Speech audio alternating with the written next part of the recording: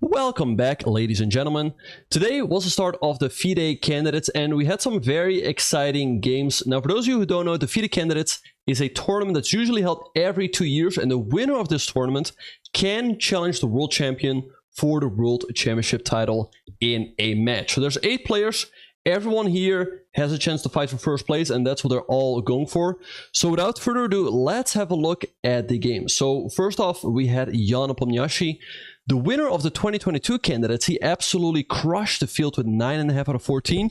And in the first game, he was playing with the black pieces against Nijat Abasov. So he is a big favorite. He has a big rating advantage, but he is playing with the black pieces. So it's not that easy. Like, is he going to take a lot of risk? Is he going to play a little bit more solid? Let's have a look at this game. So Nijat opened up with the move d4. Now we see knight f6 by Nepo, c4, e6, knight to c3. And with this move, Nijat is inviting the Nimza Indian defense with bishop to b4. Check out my courses. Okay, I'm just kidding. Yeah, if you want, you can check them out though. But Nepo went for something else. He did not go for the Nimzo. He went for the Queen's Gambit declined with the move d5. Now here, White's main continuation is to take on d5, follow the bishop to g5, pinning the knight. But Nijat went for a different approach. He decided to play bishop to g5 right away, developing the bishop and pinning the knight. Bishop e7 was played by Nepo, neutralizing the pin, and now the move e3 by Nijat. Very standard. Now also he's defending that pawn on c4 and continuing his development. h6 by Jan, hitting the bishop, and here White has to make a decision. Is he going to give up his bishop for the knight or just move the bishop back?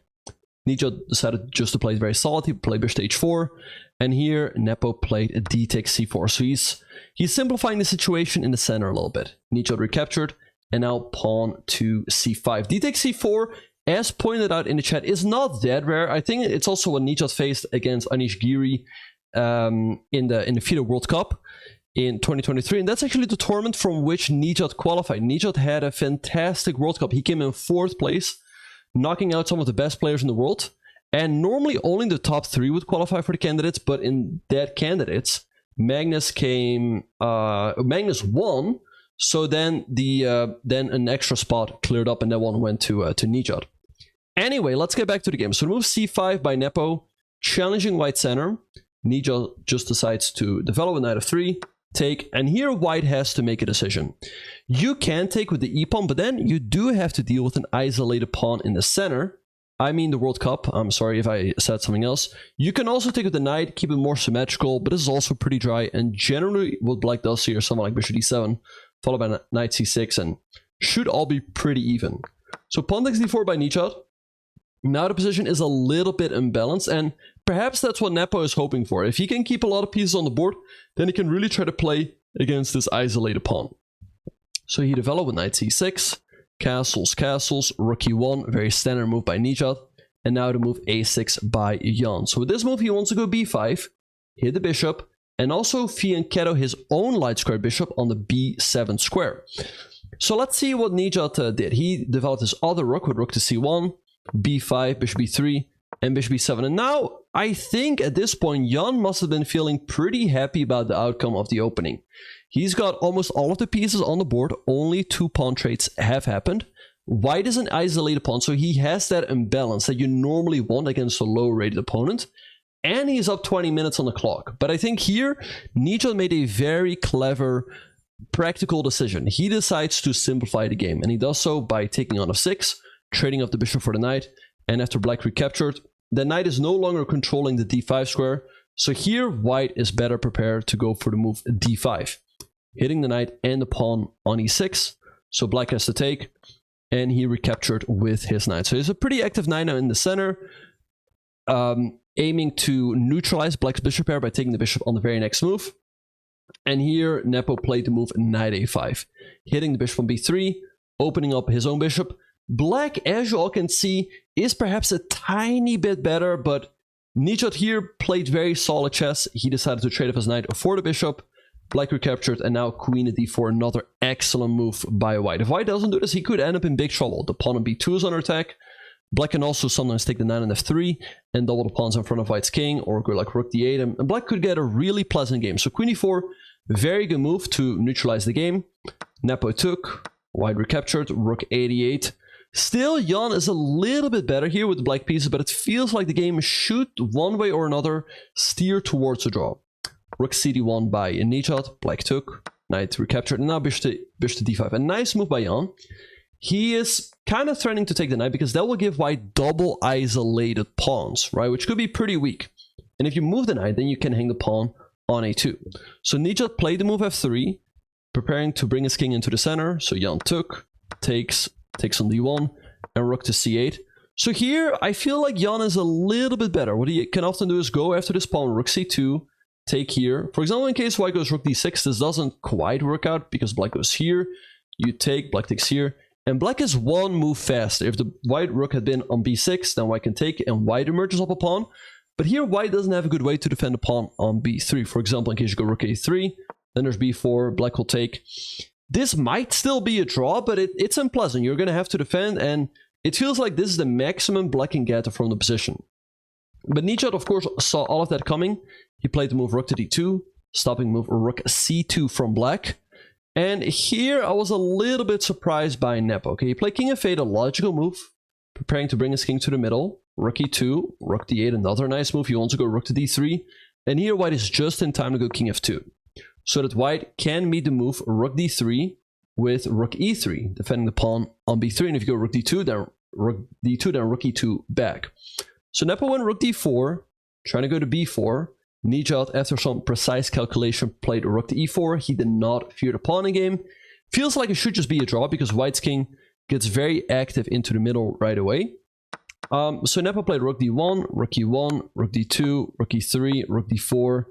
And after some back and forth action, this game just ended in a draw, which was slightly surprising to me. I felt like Jan could have perhaps pushed on for a little bit longer. I mean, these pawns on the queen side are weak. They are doubled and isolated.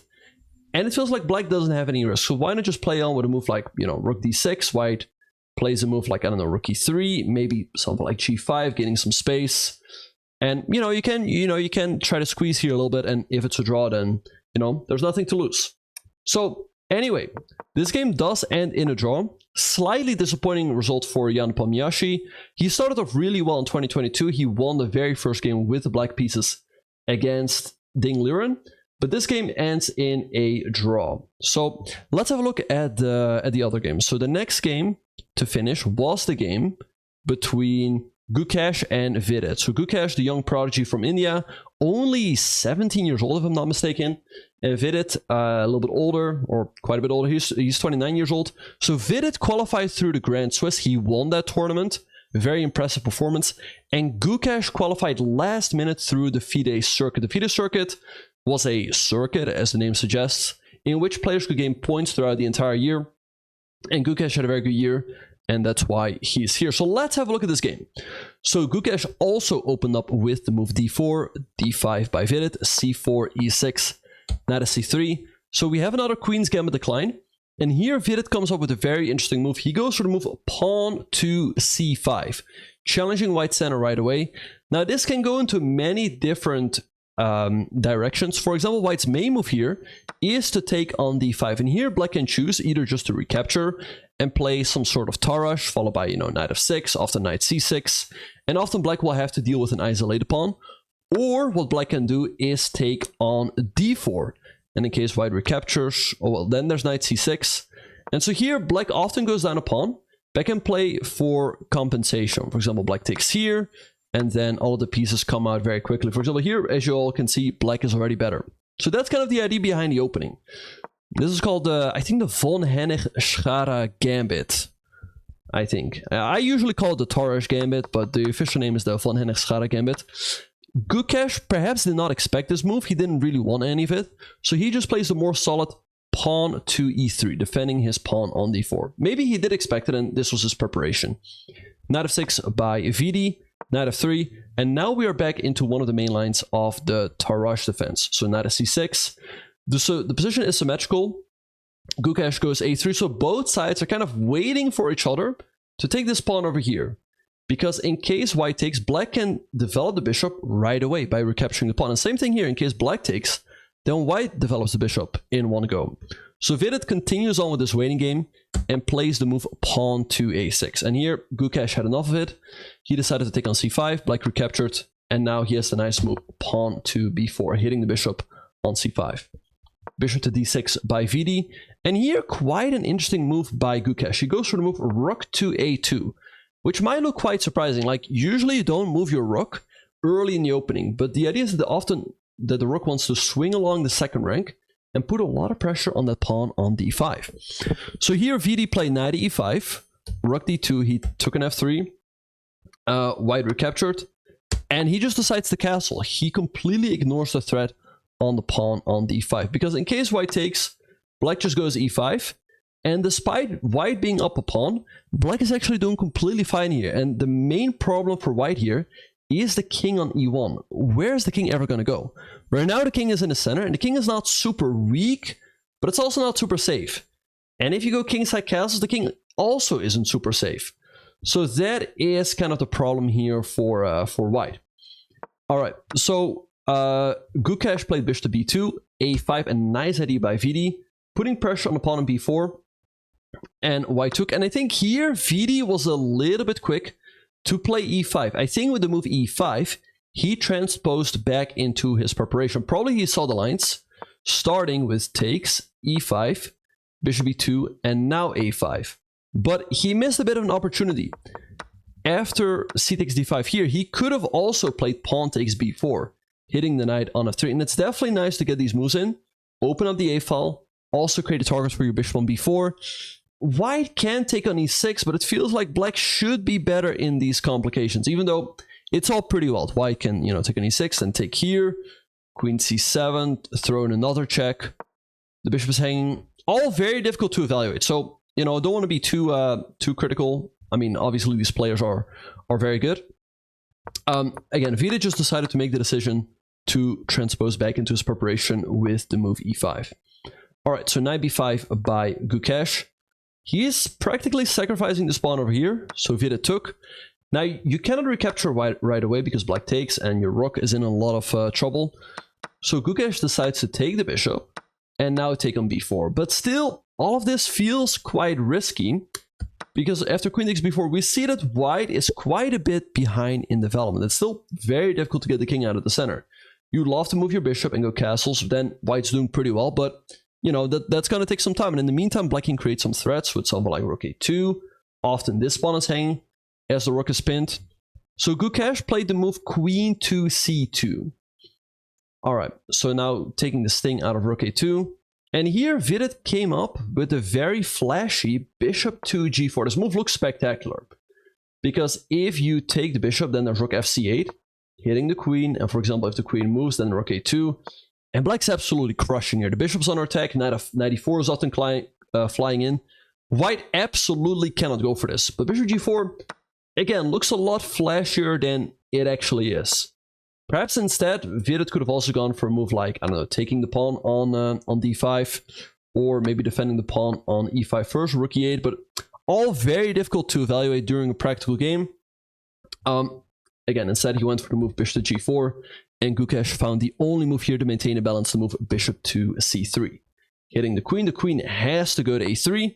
Again, if you take the bishop, there's rook to c8, and the bishop is going to be lost, and black gets a very dangerous attack. So the players found the correct continuation, bishop to b2, queen b4, bishop c3, queen a3, bishop b2, queen b4. And so this game ends in a draw as well. So 2 draws so far. Now, the next game that came to an end was the game between Fabiano Caruana and Hikaru Nakamura, but that is the game of the day, so I will save that one for last. Instead, first we will have a look at the game between Gucci Reza Perugia and Pragnananda. Thanks, Robert J. Oppenheimer, for the bits. All right, so E4 was played by Gucci, E5 by Prag, knight f3, knight f3, bishop b5, the Rule of Pass, thanks Robert. Alright, so bishop to b5, a6 was played by Prag, Now, there's many things you can do against the reload pass. There's also knight f6, the Berlin defense, but Prague goes for a different line. He goes for the a6, bishop a4, knight f6, castles, and now knight takes e4. This is the start of the open Spanish, or the open reload pass. The closed reload pass arises after the move bishop to e7. But knight takes e4, as you can see, this opens up the game. Black taking a pawn very early on. So here's the thing, white is down a pawn, but he has a lead in development. So what do you want to do when you have a lead in development, but you're down material? You want to open up the center, and that's why Gucci played the move d4, threatening the pawn on e5 right away. Now, it's not a good idea to take this pawn because this opens up the e file where the black king is. So don't go into this. The main line is b5, hitting the bishop, push to b3, and now d5, defending the knight on e4. But now white does get the pawn back on e5. The pawn on d5 is hanging. So Prague played the move bishop to e6 to defend it. Now here there's many moves white can go for. There's knight bd2, there's c3, bishop e3, queen e2. All of those are possible. And Gucci goes for, okay, Ali Reza goes for the move pawn to c3, with the idea to often go bishop to c2 very quickly. All right. So in this position right here, Prague plays bishop e7, all pretty standard, bishop to c2, and now the very precise bishop to g4. And judging by the speed, both players are probably still in their preparation. Also, I should have mentioned at the beginning of this video is that for these games, both players have a time control of 2 hours for the first 40 moves, no increment, which is what we're all very used to at this point. So there's no increment. So if you get low on time, you can flag. After 40 moves, they will get an additional half an hour and a 30-second increment. Now, the time control before used to be a lot longer. It used to be something like 2 hours for the first 40 moves, then another hour for the next 20 minutes for the 20 moves, and then an additional 15 minutes, and then an increment. I think it is good that they got rid of that third time control. It just makes the games a little bit too long. And also, an hour after move 40, personally, I think it's a little bit too long. So I like this a lot better. And apparently they have consulted with the players. Anyway, let's get back to the games. After bishop to g4, pinning the knight, Ali Reza played the move queen to e1, hitting the knight on e4 and getting out of this pin. So Prague moved his knight to c5, knight bd2, knight e6. Again, look at the speed of the players. They're definitely still in their preparation. And now a very interesting move by Gucci. Ali Reza, he plays the move king to h1. And I think the idea often, let's say black castles, which is the most natural move, is to go knight to g1. This move might look very odd, but the idea is that you often want to go h3 and then f4. Like, let's make some random moves. Like, let's say black goes here, you want to go h3, hit the bishop goes here, and now f4. And this bishop is completely stuck in the dryer. There's not much black can do about g4 coming next, and then the bishop is just getting trapped. So that is Ali Reza's idea, very original. And I think that's why Prague played the move bishop to h5. So that now in case white goes knight to g1, you can go bishop to g6. Again, let's say castle here, then there's f4, and this bishop is quite stuck. It can often get trapped, once again by h3 and g4, or f5. But here, you go bishop g6 before this pawn is here, and so black is doing absolutely fine. So here, Ali Reza played the move knight to b3, but with this move, he is inviting black to take, and that would double the white pawn. So Ali Reza, or Pragnananda takes, white recaptures. And here, once again, in case if black does not pay attention and goes for a very natural move like castles, white gets a dominant position with the move f4, followed by f5. These pawns are just marching down the board. Rook g1 also very often is a very useful move, utilizing the half-open g-file. So Prague plays another excellent move, bishop to g5, stopping white from expanding with the move f4. So rook to g1 was played by Ali Reza, I guess with the idea to potentially take and then go f4, or sometimes sack a pawn. But here Prague takes the bishop, white recaptures, and now queen h4, another nice move. Again, making it difficult for white to get that pawn push to f4 in. Alright, so rook g4 was played, queen h5, knight d3, castles, and perhaps here Ali Reza misses a chance for an advantage with the move queen e3. The idea is just to double up the rooks, often again f4, f5, with some initiative. But instead, he played the move queen to e2. Thanks Haha Hish for the tier 1, appreciate it. Alright, so queen e2 was played, f5, hitting the rook. And here Ali Reza shocked the entire chess world with the move on croissant. Alright, so white takes, of course, both players saw this coming. The thing is, you kind of have to do this, because if you move the rook, then black can continue with moves like f4. This pawn becomes a little bit weak. So white has to take, because now the knight on e6 also becomes a little bit loose. But after takes, white does have these doubled and isolated pawns on f2 and f3, which can become quite vulnerable on the half open f line. Alright, so here Alireza played f4, rook h6, threatening checkmate on 1, but now he can defend against it with the move f3, because the queen guards h2. Pragg brought in the rook with rook f8, queen f2, rook ff6, rook e1, and queen f7. Pragg here nicely re-maneuvering his pieces, and things slowly but surely started to look better for Praggnanandhaa. The time situation here is approximately even, but it feels like black is the slightly easier moves. And that's why Alireza took some time here. He goes queen g3, rook h5, a4, and we see Praggnanandhaa building up an advantage on the clock. Rook h6, rook e2, and I think here Alireza was in quite a bit of definitely practical danger. He's got only 5 minutes on the clock. Keep in mind that there's no increment, and he needs to make another 12 moves to reach a time control. So that's less than a minute per move. That's less than half a minute per move. But here, Praggnanandhaa made a mistake. He decided to force the issue. I think what he should have done is keep the tension, keep the position complicated, keep Alireza guessing what your next move is going to be, and keep it more abstract. So maybe with a move like rook f6, putting pressure on that pawn over here. This rook can also come here. But instead he went rook h3, attacking the queen moved back, and now he took the pawn. So like I said, this forces the matter. So now Alireza found the move knight to c5, hitting the knight, and the thing is you cannot take the knight, because in case you take the knight, now there's rook e8 check. In case you take the rook, there's queen takes e8 and it's checkmate, because this king over here is completely stuck behind these pawns on g7 and h7. So you can go queen f8, but it's clear that black is lost here because you're giving up your queen. So Pragg cannot do that. Instead, he played queen to h5, creating a counter threat on the rook on g4. And here, probably because Alireza was so low on time, he missed an opportunity. He should have gone rook eg2. Again, this knight's on attack. You defend the rook on g4. It's not clear at all how this would have continued. There's some crazy lines, though. What Pragg should have done here is to move knight e5, hitting the rook. White takes. Now there's queen f7, threatening rook f1. And now also this knight's under attack, as now the e-file is blocked. It's all pretty wild. Bishop d3 apparently covering this in case you take. Now white can take.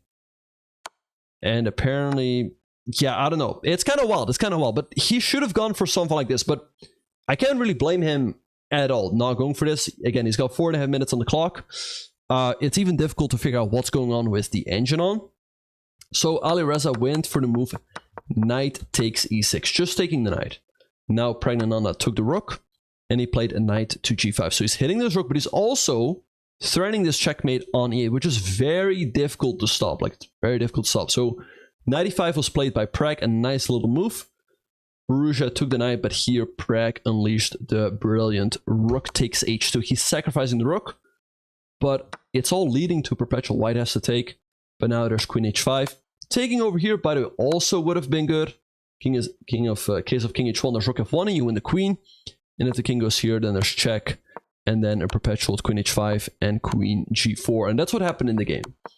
He played queen h5 check, the king was here, queen g4, queen h5, queen g4. And so this game ends in a draw as well. All right, so now finally, let's get to the game of the game. The game of the day was definitely the game between Fabiano Caruana and Hikaru Nakamura. Fabiano, the #1 seed in the tournament, the only player besides Magnus Carlsen rated over 2800. He's won a lot of super tournaments, a lot of these round robins. He's also won the candidates in 2018. He knows how to do it. And Hikaru, he's had a great year as well, but he's never had, like, he played once in the candidates in 2016, didn't have a great tournament there. He did quite well in 2022, but he wasn't ever quite in contention for first place. And also, partially because in 2022, Hikaru lost the very first round with the black pieces against Fabiano Caruana. And since the candidates is a tournament you have to win, you want to get off to a good start. You don't want to lose, get into the bottom half. You want to at least stay in the middle or move up into the upper half. So I viewed this game absolutely as a must not lose game for Hikaru. It's absolutely important that he does not lose this game against Fabiano, because Fabiano also is one of his biggest rivals. So let's have a look at this game. Now, also what I wanted to point out is that Fabiano Caruana and Hikaru played also in the first round of 2022, and I think that's because they're both from the US. And what FIDE does, we also saw some of the Indian players playing each other in the very first round. They want to get the pairings with players from the same country out of the way as quickly as possible. They don't want to have those pairings taking place in the last round, because then, funny things can happen. One player helping his friend from another country. So they want to avoid any of those things. I don't think any of those things are happening, but just to make sure none of that happens. Anyway, Fabiano opens up with the move e4, and already here surprised by Hikaru. Hikaru usually at the top level defends himself with the move e5, and he plays something solid like the Berlin defense. Now I'm sure that Fabiano had something cooked up here. Again, he had something like 2 months to prepare for this game. So Hikaru went for a completely different approach. He decides to play an opening that is perhaps not 100% correct, but that definitely surprises Fabiano. He goes c5, the Sicilian defense, all of this pretty normal. Knight f3, d6, d4, takes, knight f6, knight c3. Both players still blitzing out the moves. Now here, one of Black's main moves is the move a6, leading to the knight variation of the Sicilian. I am sure that Fabiano has done a ton of preparation here, leading up to this game. So Hikaru decides to surprise him with the move e5. Now honestly, I don't know how this move is called, but apparently after bishop to b5, this is called the Venice attack of the Sicilian. And here we see why Black usually plays a6 before going e5, because with the move e5, you do allow this check over here, which is a little bit annoying because you have to block one way or another, and then this knight can jump here. So knight b7 was played by Hikaru, knight f5 hitting this pawn over here, and here a6, which is already the only move in a position. Challenging the bishop. Alright, so let's see what, thanks Chess24, DE for the raid. Dankeschön. Alright, so the pawn is under attack, and actually it surfaced on Twitter here. GM Benjamin Bok tweeted that Fabiano actually had a game against a player in Title Tuesday, and in that game, if I'm not mistaken, Fabiano took on d7, Black recaptured with the queen. You have to defend this pawn. And then Fabiano played knight e3, and Fabiano went on to lose that game. So some very interesting statistics. In this game, Fabiano decided to do something else. He played the move bishop to a4, and by the time management, we can clearly tell that Fabiano is out of his preparation. He's already spent 18 minutes, while Hikaru has spent less than 2 minutes. Alright, so bishop to a4, b5, hitting the bishop e3, and now knight to c5, challenging the pawn on e4. So Fabiano goes bishop to g5, developing his bishop and pinning the knight, making sure that Black cannot take. And so here Hikaru decides to chop off the horse with bishop takes f5, takes, and bishop to e7. Alright, so here Fabiano decides to give up his bishop for the knight on f6, and he does so because he wants to gain more control over that d5 square. And this knight on f6 is a crucial defender of these light squares in the middle. So Fabiano decides to take, and castles. And here, even though we have opposite color bishops, if Hikaru is a little bit slow here and he goes for a move like castles, White could get very dominant control in the center with like knight d5, e4 hitting the pawn on c3, can now comfortably be met with c3, and White's probably quite a bit better. This bishop is doing a pretty good job. This bishop, not as active. These pawns in the middle are quite blocked. So Hikaru went for a very direct approach. He went for the move pawn to e4. So he's pushing this pawn up. Again, now in case White goes knight d5, you're just in time to take this pawn on b2. Again, in case White goes c3, then White has a very big advantage, but White's not in time. And also Hikaru probably wants to take the knight on c3 and give White double pawns. Alright, so here Fabiano went for knight c4. The Chess.com engine gives this a brilliant, I think it's a little generous. It sacrificed the knight, but it's clear that after rook e1, White is going to get the knight back because it's pinned. So here Hikaru castled, Fabiano takes the knight, and here again, in case White is able to stabilize with a move like c3, White is quite a bit better because White's up a pawn, Black's got some weaknesses, but Black is just in time to take this pawn on b2 and hit the rook. Alright, so rook b1 was played, hitting the bishop.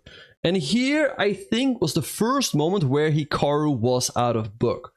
The chess.com engine is suggesting queen f6 as the best move, and it's looking quite close to a draw. Like, perhaps Hikaru's opening strategy worked out pretty well. He's got opposite color bishops here. The position is fairly limited. And yeah, there's not a whole lot of play left in the position. But instead, he goes for the move bishop to f6. Now, you might be wondering, why is the evil bar in white's favor, right? I mean, the material's equal, and white actually has double pawns. Well, the thing is that white always has some annoying pressure on the pawn on f7, and that's not that easy to resolve. Furthermore, this bishop is more active than the bishop on f6. The bishop on f6 is not passive, but it's staring into nothing. It's not attacking anything, whereas, again, this bishop is attacking stuff. This pawn on d6 is a little bit vulnerable, and the bishop on b3 does a pretty good job at supporting these pawns on c2 and a2. So, again, the black pawns are a little bit easier to attack. The pawn on f7, for example, the pawn on d6, also these pawns over here, can sometimes become a little bit vulnerable. So here Fabiano decides to activate his queen with the move queen d5, preparing it as a rook d1, going after this pawn over here. So Hikaru decides to activate his own rook with the move rook to c8, and now queen b7. And again, this pawn on a6 is quite awkward to protect. So Hikaru goes for the move rook to c5, Fabiano takes the pawn, rook takes f5, and now rook d1. Again, this pawn on d6 is quite weak. If we could magically transfer this bishop from f6 to c5, then black would be doing absolutely fine. Defending this pawn, putting pressure here, but you can't, you know, that's the game of chess. So Hikaru decided to play the move pawn to d5, solving the problem of the pawn and hitting this rook over here. But now Fabiano plays rook to b4, and now the pawn on b5 all of a sudden is very difficult to protect. And here, Hikaru made quite a serious mistake. Apparently what he should have done is play a move like queen e7, hitting the rook. And if you take the pawn, now there are so many, like, let's say, I don't know, bishop c3, hitting the rook, maybe bishop e1, hitting this pawn over here, and creating some counterplay.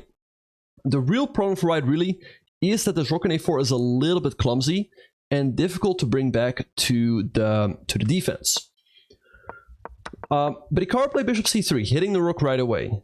Fabiano decides to take the pawn, and here Hikaru comes up with a flashing rook takes f2.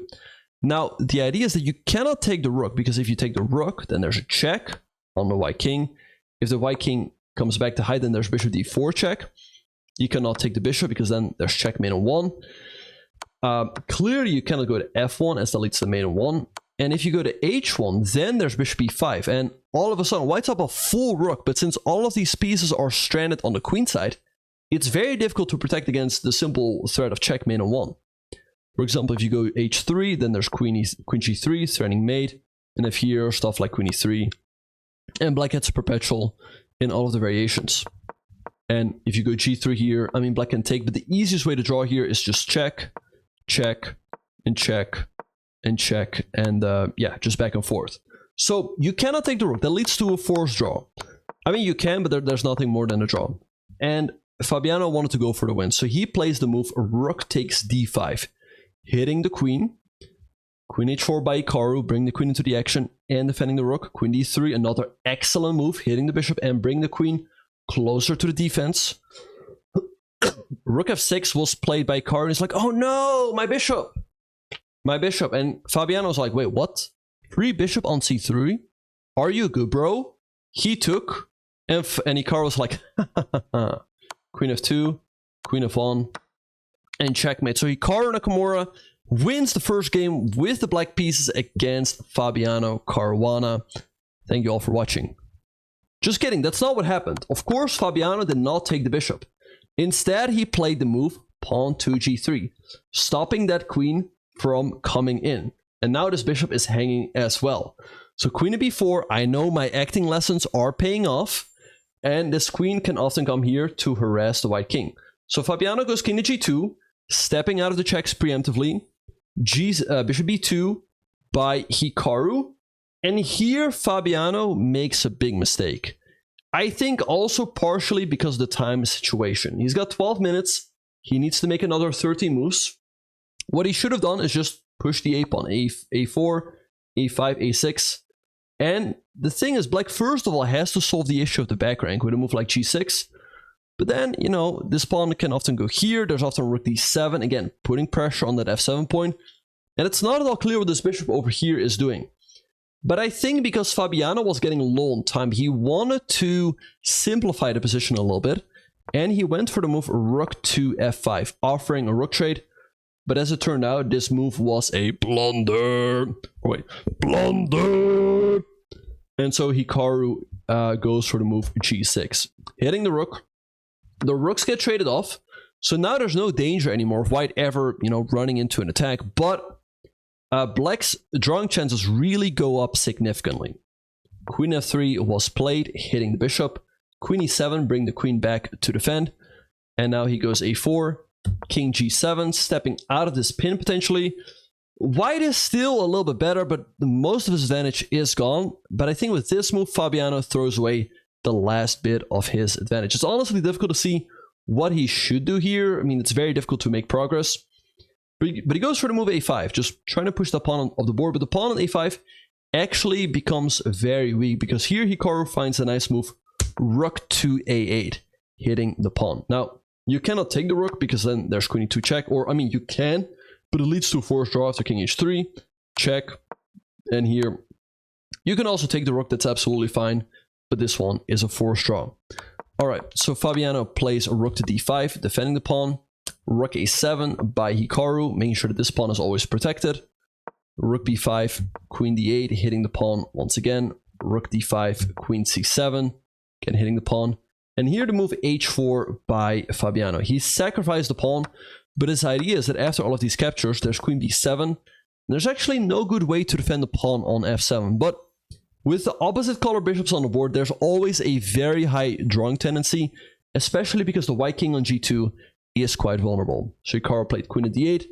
He loses the pawn, but after king h6, again, this king is quite open, and now he's ready to give some checks of his own. So king h3, queen e7, offering the queen trade, queen c4, and after queen e3, a draw was agreed. So a big save by Hikaru. Again, if he had lost that game, that would have put him on the back foot from the very start of the tournament.